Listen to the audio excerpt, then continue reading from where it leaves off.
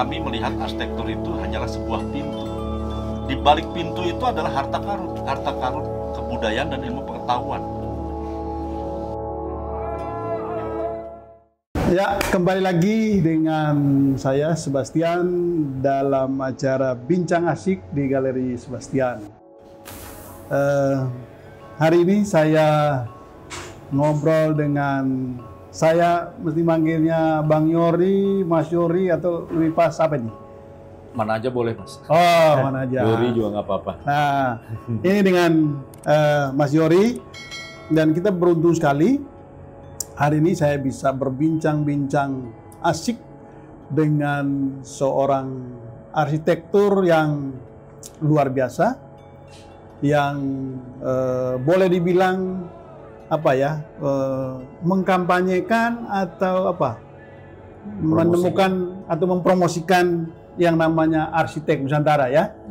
Dan Bang Yori ini atau Mas Yori ini sudah malang melintang dan keliling Indonesia ini, dan luar biasanya Mas Yori mengarsiteki pembangunan sejumlah rumah adat yang ada yang sudah hampir punah, ada yang sebagian sudah hancur dan kemudian dibangun kembali tanpa merubah, ya Mas ya. Dan luar biasanya yang membangun itu juga Mas Yori melibatkan arsitek-arsitek muda Indonesia. Ini Mas Yori bisa cerita gimana awalnya sampai kemudian Mas Yori itu jatuh cinta kepada arsitek. Saya bilang arsitek apa ya? Arsitek Nusantara atau apa gitu, dan memberi perhatian khusus ke bagaimana membangun kembali rumah-rumah adat itu. Ya, ini mungkin cerita agak panjang, tapi mungkin bisa dimulai pada saat saya kuliah di jurusan arsitektur UI. Ya. Dan pada saat itu, setelah sekian lama kuliah, kan kami baru menyadari, oh ternyata seluruh perguruan tinggi yang ada di Indonesia itu pada dasarnya mengajarkan ilmu arsitektur modern. Ya, konstruksi modern, material modern, dan sebagainya. Dan ternyata juga yang membawa tentunya pertama kali mendirikan perguruan tinggi kan Belanda di Indonesia. Jadi ilmu arsitektur modern itu juga datang dari Eropa.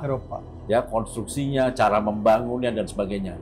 Dan itu artinya arsitek Eropa lah ya? Ya, bisa dibilang arsitek Eropa. Walaupun arsitek-arsitek Belanda pada saat ada di Indonesia, dia juga mencoba mencari sebenarnya arsitektur Indonesia itu seperti apa. Karena waktu dia menerapkan arsitektur yang dia pindahkan dari Belanda ke Indonesia, mereka menyadari mereka berhadapan dengan iklim. Ya, iklim tropis, panas, hujan, dan membuat bangunan mereka tidak bisa bertahan. Ya. Dan di era-era menjelang kemerdekaan, banyak arsitek-arsitek kelahiran Indonesia, tapi sebetulnya dia adalah arsitek Belanda. Dan mulai mencoba pencarian terhadap arsitektur Indonesia, dipelopori oleh McLean Pond, Thomas Karsten, dan sebagainya. Salah satu hasil karyanya adalah kampus ITB, ya, gereja Poksarang, dan sebagainya. Jadi arsitek Belanda mulai mempelajari, oh di Indonesia ini iklim berbeda dengan iklim Belanda, di Eropa yang 4 musim. Ini iklim 2 musim. Jadi arsitek-arsitek ini juga melakukan perjalanan mencari dan melihat arsitektur Indonesia, begitu loh. Nah, kemudian masuknya perguruan tinggi modern di Indonesia bagi saya agak aneh, karena arsitektur tradisional itu kan sudah hadir ribuan tahun sebelum perguruan tinggi masuk. Tapi perguruan tinggi yang masuk di Indonesia itu kok seperti lupa mengajarkan atau mempelajari arsitektur tradisional. Nah, itu kenapa? Ya karena pendidikannya umumnya modern. Ya. Dan itu dianggap itu sudah dianggap ditinggalkan, kuno, dianggap kuno. Kita start dengan arsitektur yang baru. Dan kita start dengan arsitektur modern. Dan hasilnya ya kita bertanya-tanya, apa benar ini wajah arsitektur kita? Betul. Banyak sekali pertanyaan. mencoba mencari jawaban nggak ketemu-ketemu. Seminar mencari arsitektur Indonesia dijalankan berkali-kali, nggak pernah ketemu-ketemu juga jawabannya. Pemerintah juga mencari apa itu arsitektur Indonesia, nggak ketemu juga. Ini mencari beneran atau? Ada pencarian, ada diskusi, ada. diskusi kritis ada. Tapi kok nggak menemukan? Nggak pernah ketemu, karena cara berpikirnya ternyata berpikir di dekat arsitektur modern. Ya, arsitektur modern kan jelas punya metode sendiri, cara berpikirnya begitu. Betul. Dan disitulah mereka mencoba mencari, tapi akhirnya yang dicari, yang keluar hanyalah tampilan-tampilan saja, tidak langsung ke pemikiran-pemikiran paling dasar, filosofi dari paling dasar. Dan saya merasa sangat beruntung pada saat perjalanan 2008 saya mengunjungi sebuah desa yang tidak ada di dalam peta arsitektur Nusantara gitu. Ya, karena desa ini itu perjalanan pencarian yang pertama kali atau? Ya, itu sebetulnya sudah mulai keliling. Setiap bulan Agustus kami melakukan perjalanan cinta tanah air, karena dilakukan di bulan Agustus, dan saya merasa perayaan di daerah-daerah itu kok lebih hidup daripada di kota-kota besar. Ya. Masyarakat menyambut, kuliner, semua adat, semua keluar, dan di situ saya merasa kita kalau bulan Agustus kita melakukan perjalanan keliling tanah air. Nah, sampailah tahun 2008 setelah sekian perjalanan itu ternyata menghasilkan perjalanan. Saya mulai melihat arsitektur Nusantara, ya, arsitektur tradisional. Tapi lagi-lagi kacamata saya kacamata turis. Apa itu kacamata turis? Datang, foto-foto, mengabadikan, bagus ya. Terus terinspirasi. Tapi apakah saya memberi impact kepada masyarakat? Ya enggak. Nah, mereka juga mencoba melihat, ada turis datang, mereka senang sekali pasti ditunjukin rumah adatnya. Dan saya benar-benar sampai melakukan perjalanan 3 jam di antar masyarakat yang bangga menunjukin rumah adatnya itu di Nias. Dan di perjalanan pertama kali ke Werbo itu memang bagian dari proses pencarian atau sebetulnya itu perjalanan wisata aja? Jadi itu proses pencarian. Itu memang itu bagian dari proses pencarian. Saya melakukan banyak perjalanan ke luar negeri juga. Tapi saya harus melakukan perjalanan ke Indonesia karena ada pertanyaan besar yang belum terjawab. Pertanyaan besar. Itu PR yang belum terjawab ya. Ada kegelisahan. Dan di Werbo itu saya menemukan jawabannya. Apa yang jawabannya dan kesempatannya. Jadi pada saat kami datang, kami melihat ternyata desa ini benar-benar ada. Ya, desa ini hanya berbekal sebuah foto di internet. Dan ceritanya antara ada dan tiada. Kami nyari ya berhari-hari mencari desa itu. Sampai semua jadwal trip perjalanan kita di Flores itu berantakan gara-gara mencari desa itu. Ya, orangnya di sana aja belum tahu. Orang di sana saja tidak tahu, nggak ada yang tahu. Hanya berbekal pas mau meninggalkan pencarian itu, kita mau menuju ke ND, tiba-tiba di restoran ada foto yang sama tentang Werbo ini.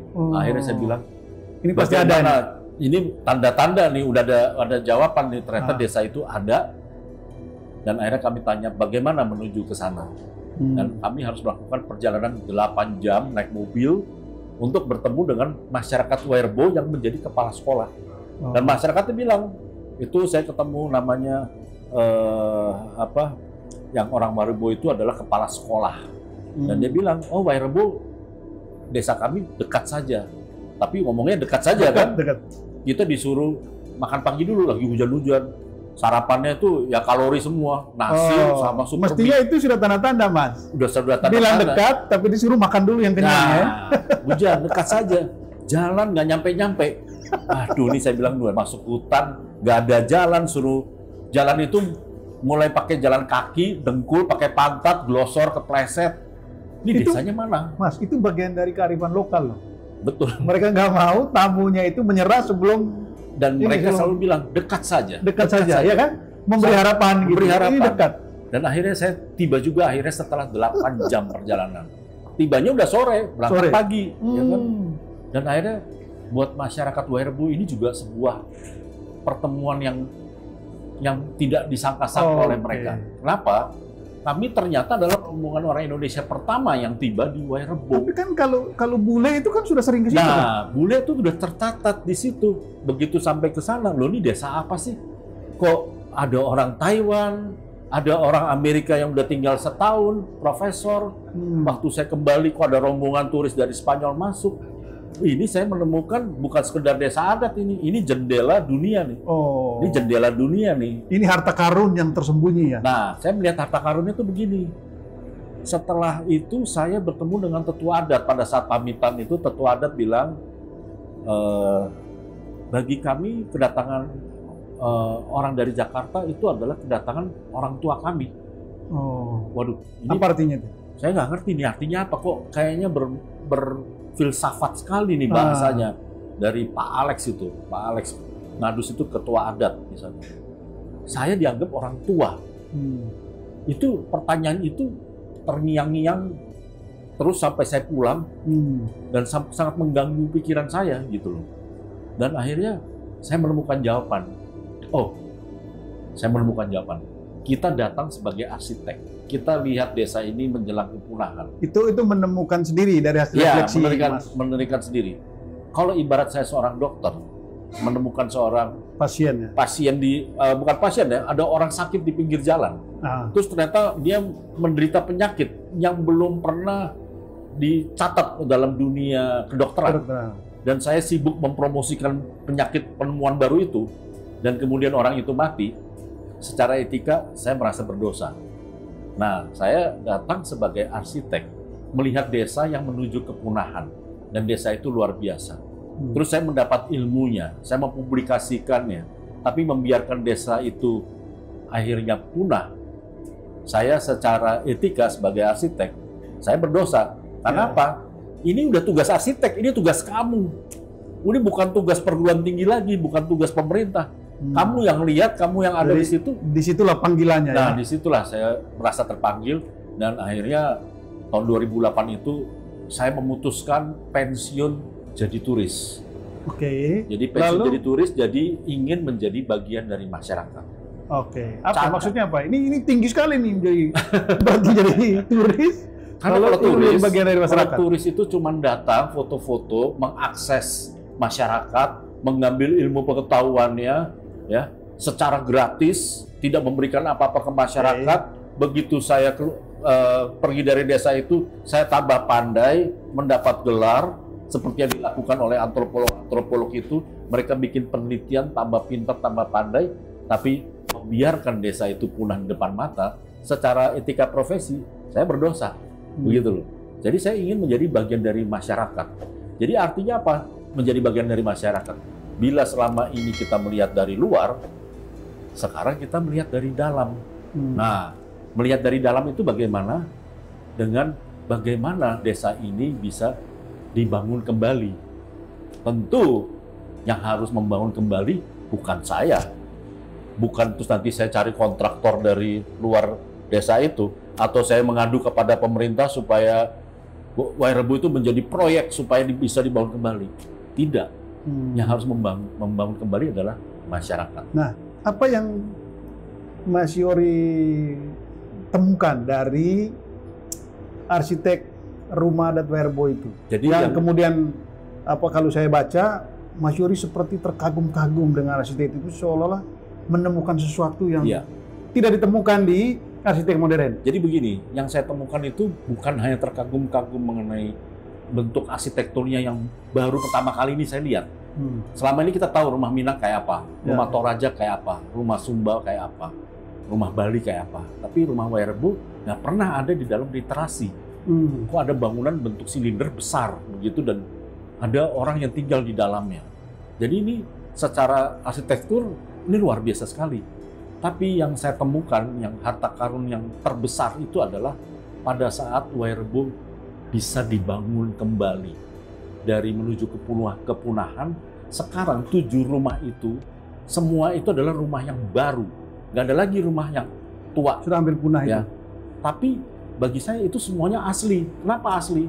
Karena yang dibangun adalah masyarakat sendiri yang membangun. Jadi kalau rumah itu dibangun oleh masyarakat, artinya apa? Masyarakat yang menikmati pembangunan kembali itu, ya. Dan kemudian mereka mengingat kembali ilmu membangun, dan kemudian meneruskan kepada generasi penerus.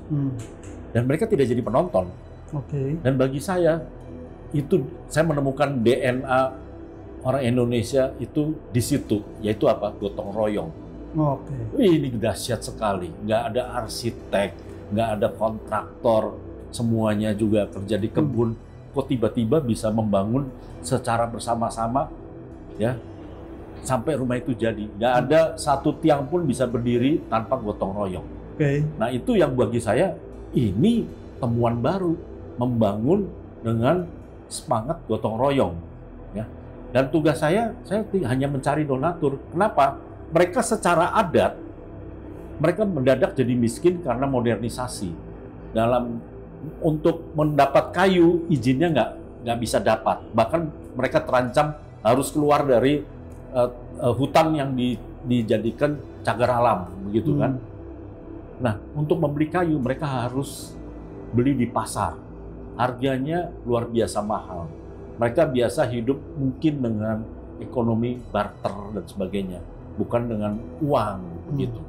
Nah, jadi disitulah saya merekam semua proses pembangunan kembali. Masyarakat dimulai dengan membuka hutan, mereka bikin upacara meminta izin sama hutan. Bertemu dengan pohonnya, ditanya pohonnya boleh ditebang apa tidak.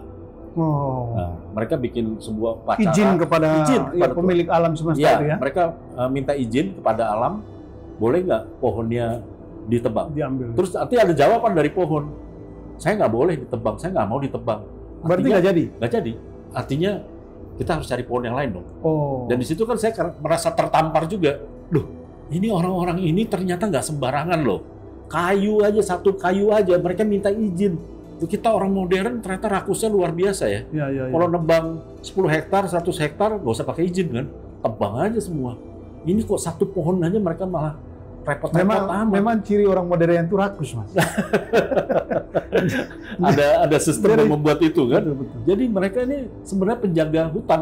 Dan rumah mereka rumah tradisional, bukan rumah real estate. Artinya rumah itu diturunkan kalau jumlahnya 7, bukan nanti dalam 10 tahun terus jadi 700. 7 tetap 100 tahun lagi ya tetap jadi 7. Karena itu rumah tradisional. Nah itu semua material itu rumah adat itu dari alam. Semua dari alam. Ya? Semua dari alam. Dan mereka mencari kayu. Kayu itu bisa panjangnya 7 meter, masuk, naik turun hutan, atau begitu nyampe ke desa adat, kemudian disambut sama masyarakat, ditarikan dan dinyanyikan. Sangat spesial kayu itu masuk di dalam rumah adat. Ya.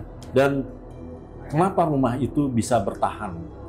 Rumah-rumah adat Wairebo mereka bilang kalau strukturnya bisa bertahan 50 tahun, dia bilang.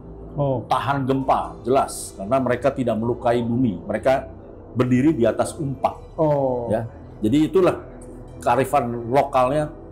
Kalau ada gempa ya paling geser-geser aja.